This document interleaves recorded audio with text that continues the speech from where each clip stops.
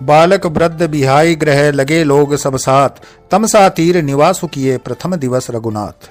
जय सिया राम मित्रों, कलयुग के समस्त पापों का विनाश करने वाली श्री रामायण कथा के द्वितीय सोपान अयोध्या कांड का यह चौथा एपिसोड प्रस्तुत है। प्रजाजनों को तमसा के तट पर सोते हुए छोड़कर जाने में राम को कष्ट तो बहुत हो रहा था, परंतु यह विवशता थी। वनवास उन्होंने अपने लिए लिया था, समस्त प्रजा के लिए नहीं।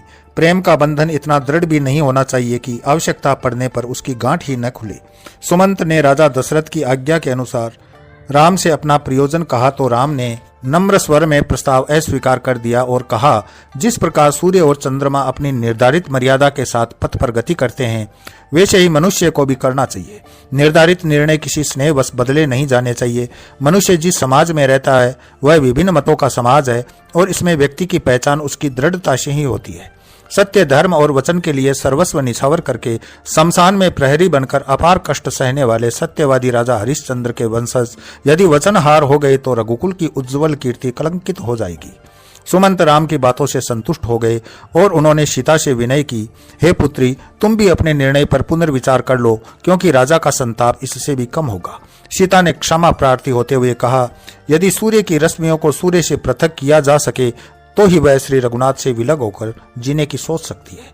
सुमंत व्याकुल हो गए कि अब किस मुख से अयोध्या वापस लौटें। कोई भी लौटने को तैयार नहीं था। गंगा के तट पर आकर रथ रुक गया और तीनों रथ से उतर गए। सुमंत सोच में बैठे थे, तब राम ने उन्हें सप्रेम लौट जाने की आज्ञा दी। राम की आज्ञा का उल्लंघन नहीं किया जा सकता और महाराज दशरथ की दशा का विचार कर अकेले लौटने का साहस भी नहीं होता। राम उनकी दुविधा समझ रहे थे। मंत्री सुविज्ञ थे, परंतु दुविधा में थे। कर्म गति मेटी नहीं जा सकती, जो टाले से नहीं टलता उसे भाग्य कहते हैं। राम के बहुत समझाने पर सुमंत रोते बिलखते वहां से अकेले ही लौट पड़े। राम परम पावनी गंगा के महाविस्तार को देखते रहे। गंगा पूजन और स्नानादि के बाद वे दूर बने घाट की ओर गए, जहां एक मल्लाह अपनी नाव लिए खड़ा था। केवट ने दूर से राम को पहचान लिया। गौतम ऋषि के आश्रम में जो कौतुक हुआ था वह उसने भी देखा था। आज आश्चर्य अवश्य हुआ कि अयोध्या के राजकुमार तपस्वी के वेश में कैसे। इनका तो राज तिलक होने का समाचार सुना गया था। राम ने उसके मनोभाव पढ़ लिए और फिर उससे गंगा पार जाने के लिए नाव लाने के लिए कहा। केवट संकित ही नहीं बल्कि भली भांति इस धारणा से ग्रस्त है कि राम के चरणों में कोई जादू है। वे जिसे स्पर्श करते हैं वह कुछ का कुछ बन जाता है। इसी कारण उसने विनय की, हे प्रभु, मेरे पास तो यह एक नाव ही है जिससे मैं अपने परिवार का पालन पोषण करता हूँ। यदि यह भी आपके चरण स्पर्श से नारी बनकर उड़ गई तो मेरा परिवार भूखा मर जाएगा। ऐसा कीजिए कि पहले मैं आपके जादुई चरणों को अच्छे से पकड़ लूं, तब आपको नाव में बैठाकर पार उतारूं। राम उसकी चतुराई पर हंस पड़े। वह बोला दिखाई देता है परंतु है नहीं। राम ने उसे पैर पखाड़ने की अनुमति दे दी तो वह हर्षित होकर अपने कठौती में गंगा जल ले आया और बड़े भक्ति भाव से प्रभु के चरण पखाड़ने लगा।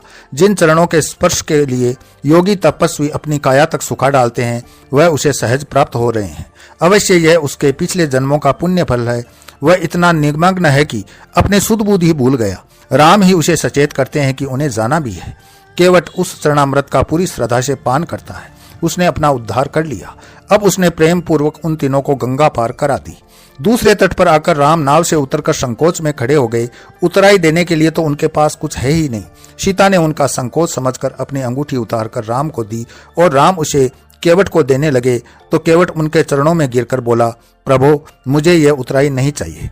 आप मुझ पर इतनी कृपा करें कि जैसे मैंने आपको गंगा से पार उतारा है वैसे ही आप भी मुझे भवसागर से पार उतार देना। राम भाव विभोर हो गए। साधारण सांसारिक व्यक्ति का निश्चल प्रेम प्रभु को भी सम्मोहित कर देता है। राम ने उसे निर्मल भक्ति का वरदान दिया। राम, लक्ष्मण और सीता ने केवट को विदा करके गंगा के इस तट पर स्नान किया और पूजा की। सीता ने भी गंगा जी की स्तुति करते हुए उनसे प्रार्थना की, हे परम पावनी देव नदी, मैं अपने स्वामी और देवर के साथ सकुशल लौटकर पुनः आपकी पूजा करूं, ऐसा वरदान दीजिए। गंगा जी ने साक्षात प्रकट होकर श्री राम को नमन किया और सीता को इच्छित वरदान दिया। इसके बाद फिर वे तीनों कुछ आगे बढ़े तो निषादों की बस्ती दिखाई दी। वे आगे बढ़े ही थे कि देखा बस्ती से लोगों का समूह है उनकी जय जयकार करता हुआ आ रहा है। निषाद राज गुए उनकी सेवा में परिवार व प्रजा सहित आ रहा था। उसे उसके एक साथी ने बताया था कि तट पर श्री राम आ गए हैं। वह दौड़ा चला आया और श्री राम के चरणों से लिपट गया। सभी निषाद लोग नतमस्तक हो गए। राम ने उसे हृदय से लगा लिया। वह श्रृंगबेरपुर का निषाद राज था। उसने श्री राम से बस्ती में चलने की प्रार्थना की। राम ने कहा कि वे किसी ग्राम और नगर में वनवास की अवधि तक प्रवेश नहीं कर सकते, यही वनवास का नियम है। निषाद राज ने वहीं एक वृक्ष की छांव में कुशा और पत्तों के आसन बना दिए और उनकी सेवा में जुट गया। वन्य जातियों का ऐसा निश्चल प्रेम देखकर सीता जी पुलकित हो उठी। यह आनंद राजमहलों में कहाँ मिलता। राम की भक्ति में डूबे उन वनवासियों को यह रात्रि ऐसी प्रतीत हुई जैसे स्वर्ग का आनंद मिल रहा हो। कुछ दिन वहां विश्राम करके राम ने निषाद राज से अनुमति मांगी। निषाद राज भाव विह्वल होकर बोला, हे प्रभु, एक तुच्छ भील से अनुमति मांग रहे हैं, जिनकी अनुमति से ब्रह्मांड गति करता है। राम ने उस मित्र को हृदय से लगा लिया। राम संदेश दे रहे थे कि मनुष्य में जातिगत कोई भेद नहीं है। वे वर्ण व्यवस्था को चेता रहे थे। निषाद राज तो धन्य हो गया। प्रभु ने उसे मित्र स्वीकार किया। वह इस ऋण को कभी न चुका सकेगा। वह चाहता था कि प्रभु अपना वनवास वहीं व्यतीत करे और उसे सेवा का अवसर दे, परंतु यह तो संभव ही नहीं था। समीप ही चित्रकूट था, तपोभूमि, ऋषियों की तपोस्थली।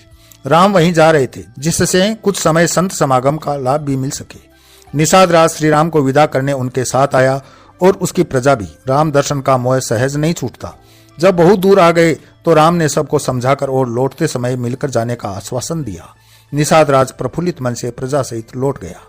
राम, लक्ष्मण और जानकी जी आगे बढ़े तो उन्हें एक सुंदर आश्रम दिखाई दिया। सीता कुछ थकान का अनुभव भी कर रही थी तो राम ने वहां ठहरने का विचार किया। उसी समय कुटिया से महर्षि वाल्मीकि बाहर आए और भाव विह्वल होकर त्रिमूर्ति के समीप पहुंचे तो तीनों ने उन्हें श्रद्धापूर्वक नमन कर आशीर्वाद पाया। मुनिवर उन्हें सप्रेम आश्रम में ले गए और जलपान आदि की व्यवस्था की। वाल्मीकि जी मन ही मन करुणा निदान श्री राम पर बलिहारी है, क्योंकि वे उनकी कल्पनाओं के सर्वथा अनुरूप है। इसी के साथ मैं अपनी वाणी को विराम देता हूं। अगले वीडियो में फिर मिलते हैं। तब तक के लिए जय श्री राम।